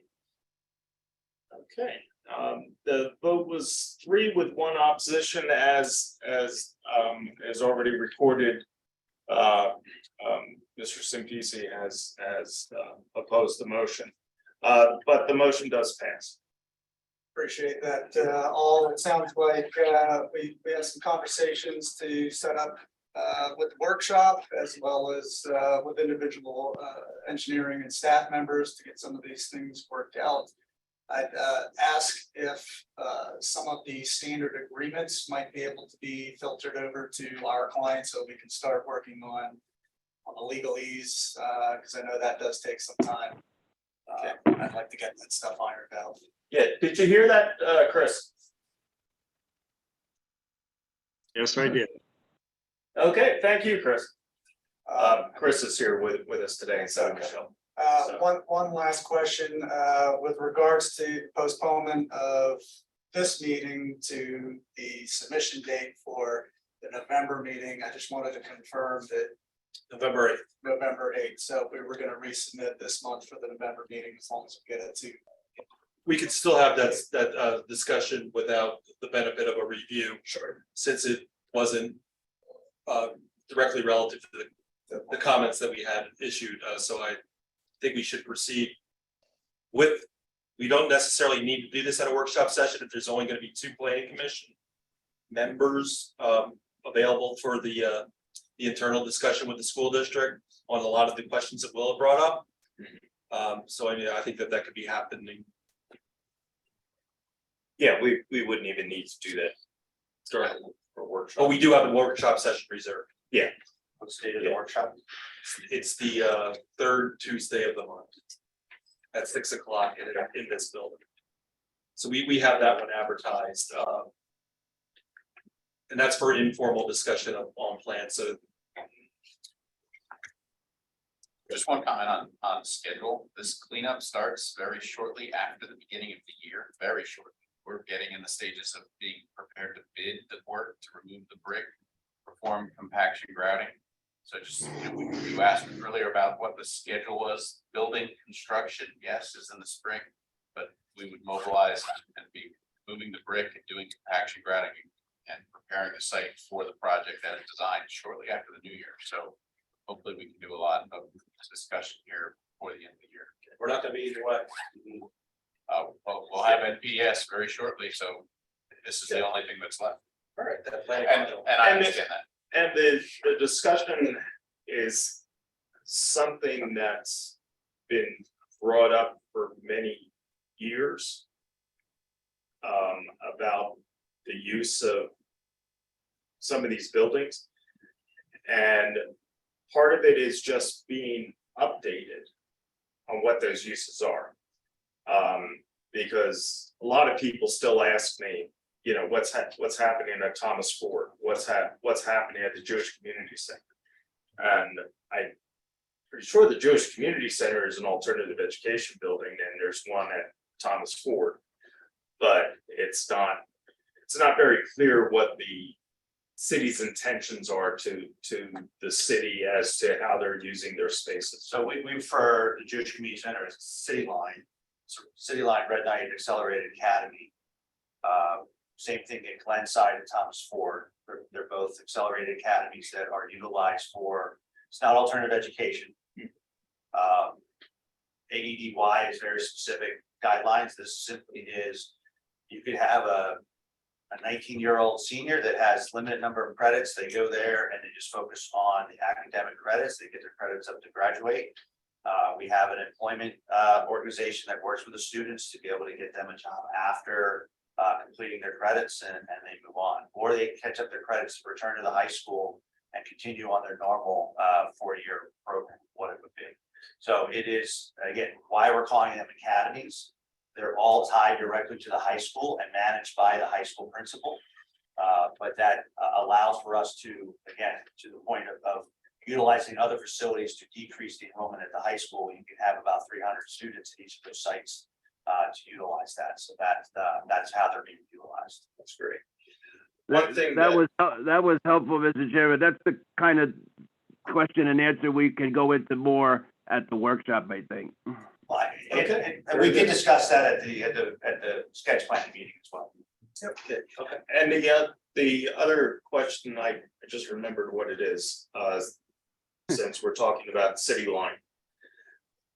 That lot is huge. Is the city has specifically kept, I think it's 14th Street open, so that whoever bought the Jewish Community Center, turns out it's the school district, can actually subdivide that and use that lot for something else. And I'm just throwing it out there as a discussion point for when we get together. And and the other thing I wanted to mention is that you did, as far as I know, you did not take this lot by eminent domain. You purchased it. We purchased the slot from Alan. I'm sorry. Last I heard it was eminent domain. Okay. What was? Can I ask what the price was? 2.4 million. 2.4. I believe so. Yeah. Okay. Thank you. Yeah, I'm glad you brought that up, Mr. Chairman. Yeah. So these are things that we can clear up. Is there anything else for this? Yeah, I don't see where getting into pedagogy is part of our purview. However you see fit to use the buildings, as long as we're satisfied with the design of the building. I think it's mostly accommodation for the traffic. Say that we would like to take a look at. As I did mention, the gentleman who's at 13th and Oldie is doing a great job. And so the crossing guards are very important. Yeah, part of the school district. So just want to bring that up. So. And just a reminder that is actually a Reading Police Department function that hires and oversees crossing guards. Okay, very good. Very good.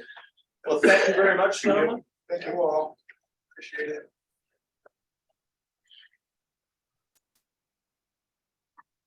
Okay.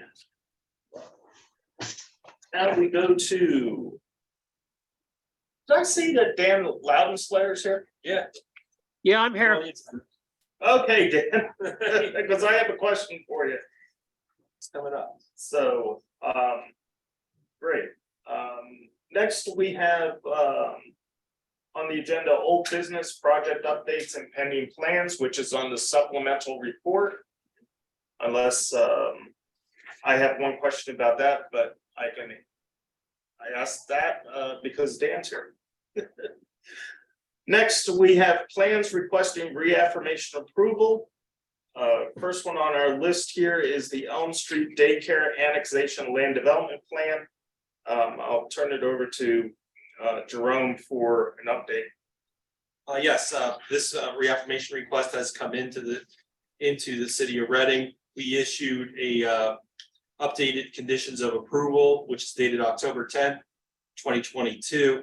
And what we thought of doing in this instance was, in lieu of having the mini improvements agreement, since the applicant has completed most of the work already, was to have a note on the plan which reflects the requirements that they had identified on the plan, and which will be checked by my office, and if available, Public Works, to verify if it was completed before use of occupancy.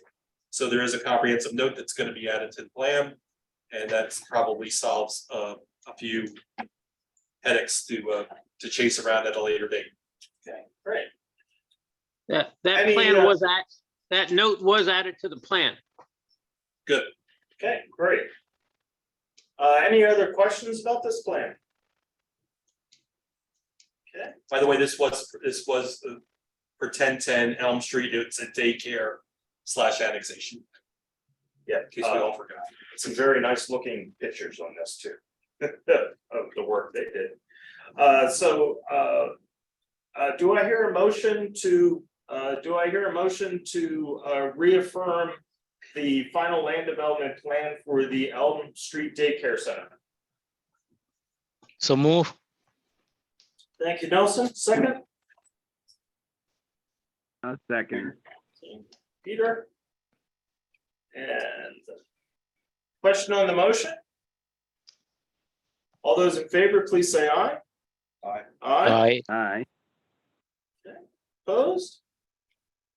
Very good. And next on the list, we have the Prince and Princesses Annexation and Land Development Plan. Similar situation, the Prince and Princesses is an annexation plan, as well as a land development plan, which is for a daycare facility. Similar note that would be applied to the plan in lieu of having the mini agreement. Since there were just a few of them, none of them stormwater related. We had recommended that this note be placed on in lieu of the municipal improvements agreement. Okay, sounds great. And Any questions? that note was added to the plan also. Okay, thank you, Dan. Any questions from the commissioners or staff? Okay, do I hear a motion to reaffirm the final land development plan for the Prince and Princesses Annexation Land Development Plan? I move to reaffirm it. This is Will. Okay, thank you, Will. Second? Okay, thank you, Peter. Question on the motion? All those in favor, please say aye. Aye. Aye. Opposed? Very good. The question I have for you, Dan, is Yeah.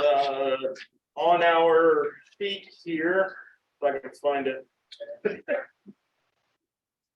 It's here somewhere. Anyway, I'll find it. Oh, here it is, number 9. He doesn't have access to this. It's in Glacia. Okay, I see that there's an updated. The last time I read it, it's still Yeah. said. Since Brandy's been brought on board, this is helping us get this all organized, and I think we're about one step away from having it completely organized. And one of the things we're working on together is the municipal improvements agreements that are still pending. There's about 15 projects that will have municipal improvements agreements that are active or about to be endorsed. So we got a lot of those in play, and we want to make sure that we have a good accounting network for that. And this report is mostly for your benefit anyway. Yeah, I just wanted to make sure that Dan submitted an update, because last one I read said August 31st, I believe. Yeah. And I see here that we're good till November 30th. We're gonna have 3 or 4 plans that we need to take action on next. Okay, great. Is that for Inglacia, out in Schuylkill Avenue? Yes. Yes, we're working through PennDOT on that. So hopefully we hear something from PennDOT in the near future, and then we can get back to finishing up that plan. Okay. The Elm Street and the Prince and Princess, can we get those plans signed so that I can get them recorded? Absolutely. Okay, because I got Fishers, I'm going to go in this week or early next week and sign that. If you can get me the plans to them, I can make one trip for all 3 of them. Yeah, coordinate that with Brandy. Yeah, we can do that, Okay. Dan. Okay, thank you, Brandy. Okay, great. Yeah, because a few of these things took a little bit to get together, but hey, That note will help things out. luckily Dan's a very patient person. The other update for you, I met with the contractor for PennDOT out at 6th and Spring. And I believe they're going to close, since they have a permit with PennDOT, they're going to close off those 2 driveway ramps on Spring Street. So that should eliminate that problem. So And Dan, my, Dan, did you talk PennDOT into doing those curbs and sidewalks there? no, I talked, what's the contractor? Oh, that's Kinsley is doing that. Kinsley. And we're going to pay Kinsley. Oh, okay. So you And you since they- coordinated it with the Yes. PennDOT work. Okay, I get it. Yeah. Very good. Yep, so that'll take care of that. Now, they're not gonna do the sidewalk, but if I have to, I'll get my floats out and I'll put that sidewalk in. Okay, Yeah, okay, that's great. That's great, Dan. Good. I'm glad you worked that out. Answers that question. So, yeah, great. so Fantastic. Tim, well, I got you. All right, I heard you had COVID, so I hope you're feeling better.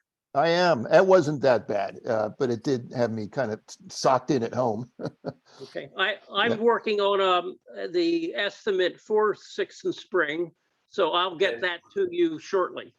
And Okay, great. the developers agree. Well, hopefully we can see that next month, Dan. Yeah, Okay, Very good. very good. Thank you. Thank you. All right. So, now with my question asked, it looks like there are no active plans requiring time extensions. Right. Correct.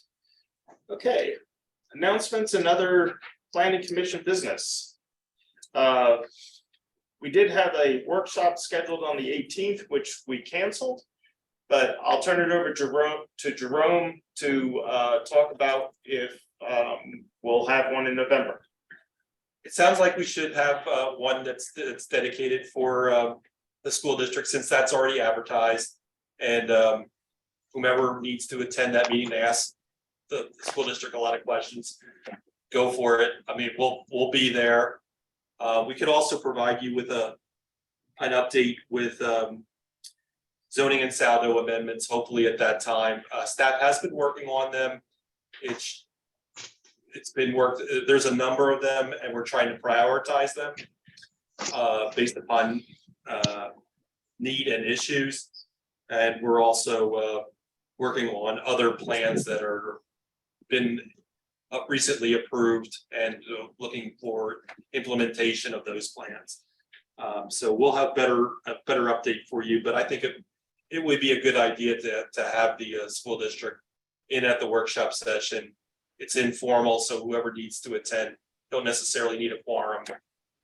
So we still only have 4 members and only 3 people show up. It's okay. Yeah, because we won't. be No taking actions any are action. taken, no actions taken. And that meeting will be Tuesday, November 15th at 6 p.m. And Brandy will let us know which room we'll be in. Probably this one. Yeah, probably this one, but you never know. Those are publicly announced or. They're advertised. Yeah, but we started advertising those in August, I believe.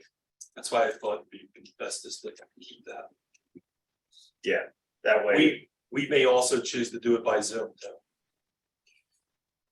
Yeah, Yeah, if you don't want to come down. well, I'm gonna be in Tijuana, but.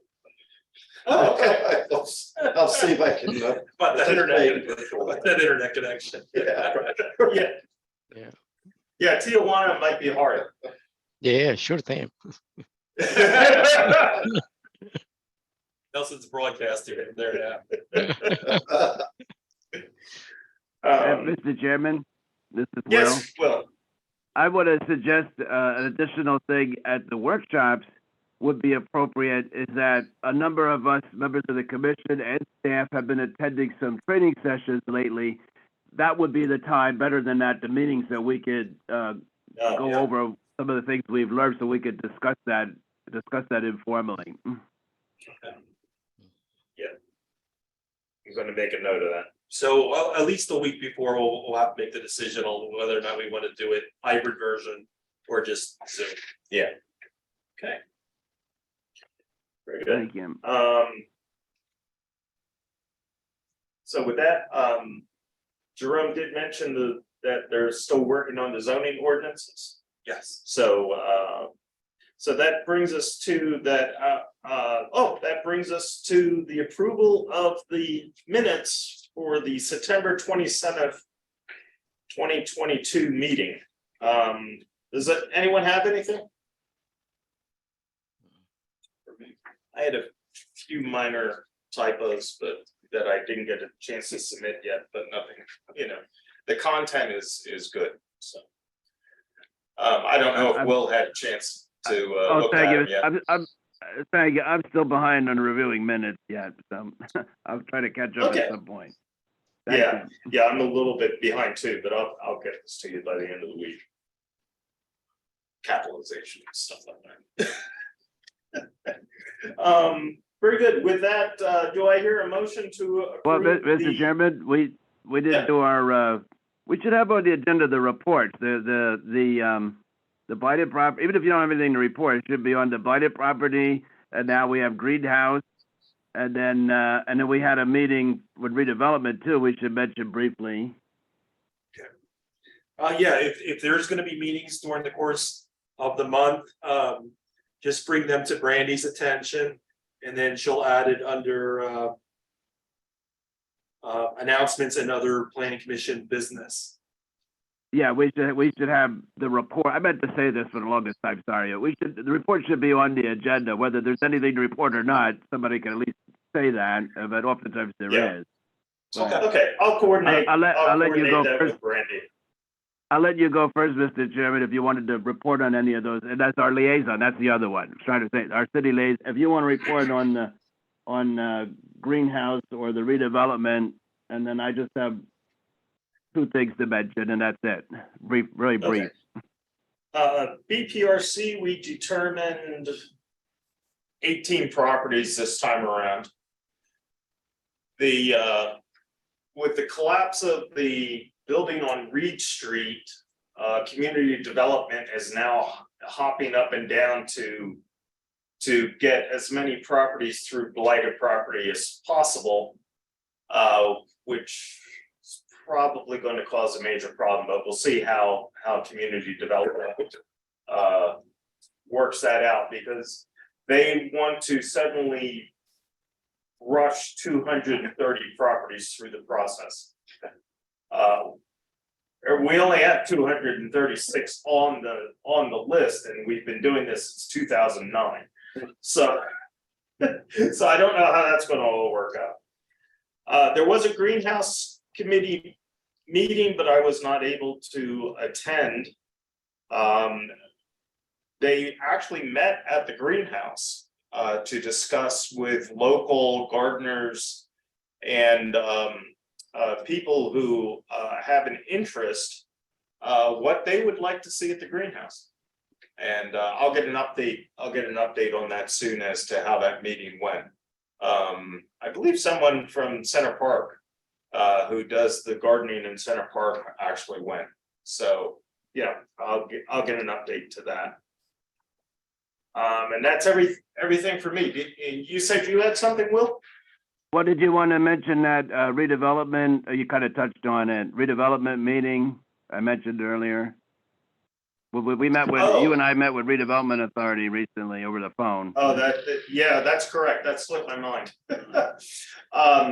Will and I had a meeting with Shannon Colliari to discuss Hailstone being the consultant to the redevelopment authority. And Will and I spoke mostly about how they should handle blighted properties, and I gave Shannon the history as to why nothing's been done, and a little bit of background to that. So we had a very good discussion about that. I don't know if Will would like to add something. No, that was very good. Thank you. Anything else, Will? Yeah, just really quickly, two things. Berks County submitted its plan. I don't remember what they call it, Mr. Chairman. I passed that along to you, and I added a comment. Well, I thought it was good, but the sub area that was lacking, which we want to address in our comprehensive plan, which is about historic preservation in areas that are not in districts. Because they talked about the natural beauty of Berks County, but they left out the architectural beauty that certainly Reading has, for example. And but I thought it was a good plan, and I think, you know, I invite the colleagues of the commission to take a look at it. I just remember what it was called. I don't know if that's their version of a comprehensive plan or what exactly, but that's, you know, it was a good document. Yeah, well, Will, if you come across that again, please let us know because we're collecting ideas right now. Oh, great! Thank you. Yeah, I sent it. Our chairman has it, so he can find that. He's good at for the archives of things like that. And the other thing, real quickly, is I'm sorry I didn't get a chance to verify this myself, but a business owner tells me that some of the street signs for Heaster's Lane are spelled incorrectly. So Public Works can look into that, please. I'd appreciate it. Well, we have 18,000 signs, so I guess if you see one, if anybody sees one that's misspelled, just shoot me an email or give me a call. Okay, I know I put one up before, had street instead of avenue, but yeah, I don't know. I don't know who's in charge of that. I thought it was one person at one time, but I don't know how that's done. Well, and she has a helper now. They're a good team, but they're just the two of them. Oh, okay. Yeah, and I actually sort of sent her. That is a big. I'm serious. Yep. If you do see something that's misspelled, that's embarrassing. We'll fix that. Yeah, I didn't see it, but a businessman who on the lane told me that. So Thank you. Mm-hmm. Okay. Very good. And with that, do I hear a motion to approve the planning commission meeting minutes with the minor corrections that have been brought up? So move. Okay, thank you, Nelson. Second? Welcome. Sure. Okay, thank you, Peter. Question on the motion? All those in favor, please say aye. Aye. Okay. Very good. Our next planning commission meeting, as I mentioned, we'll have a workshop meeting where we will invite the school district on Tuesday, November 15th, 2022 at 6 p.m. And then we will have a regular meeting on Tuesday, November 22nd, 2022 here in this room. And it will, of course, be hybrid again so that we can accommodate people like Joan who need to be in two places at the same time. And if we do have two edit members, we should all bring our calendars in to make sure what we schedule for 2023 can work for everybody. Okay. Yeah. We'll either have this meeting or the November meeting or the December meeting to make that decision. Yeah. Okay. So are there any additional commission members being voted on by city council or identified? It's my understanding they're being vetted. They're being voted. So they have a slate that they're looking at. Believe so. At least one, Marcia told me. The whole thing about this, coming up was that they were actually interviewing another person who lived outside of the city. And the solicitor for the city council said, you can't do that. And they were like, well, we already have 2 commission members who live outside of the city, and he's like, you can't do that. So that's how that all arose. That's how all that arose. Marcia Pintershitz told me, let me in on that one. Which is, of course, now I can talk about, since we do have the resignation letters. So, anything else for the good of the order? I wanted to just make you aware that there is something called the Franklin Street Development Task Force, which is organized by the Greater Reading Chamber Alliance. And specifically, they are looking at placement of a rail station, identifying property. Jamal's aware of that. Yeah, I know he's aware of it, yeah. I just want this group to be aware of it. Yeah, well, I've already told that group that there's no reason to do that, because the train station's already in the BARDA intermodal building. It's already there. I didn't hear the name of the street. So it's called the Franklin Street Development. Franklin Task Street, okay, Force. okay. I have trouble hearing some of our colleagues, so Franklin Street, sorry, thank you. Okay. Well, I mean, it's a pretty significant group of people here. Ranging from Alberta people to the Reading Foundry, Saucony Beer, the chamber, as I mentioned, community fund. Yeah, it was a pretty heady group of folks that are right. Well, obviously they didn't listen to me again, so I'm gonna have to sit in on their meeting. I gave them the plans that show the approved area. Just because we did it 20 years ago. Actually, it wasn't that long ago, 15 years ago, I guess we did it. So. Okay, anything else? All right, do I hear a motion to adjourn? I move to adjourn. Okay, thank you, Will. Second? Second. Oh, Okay. Peter. I'll take Nelson this time since. Peter's going to take We don't one. hear I enough can from hear Nelson. Okay, question on the motion? All those in favor, please say aye. Aye. Opposed? Very good. Thanks again, everyone. Really And we're in appreciate it. time for the first pitch, Mr. Chairman, good job. Oh. It's 8:03. Right. Good night, Good everybody. night, everybody. Okay, good night. Thank you. You bet.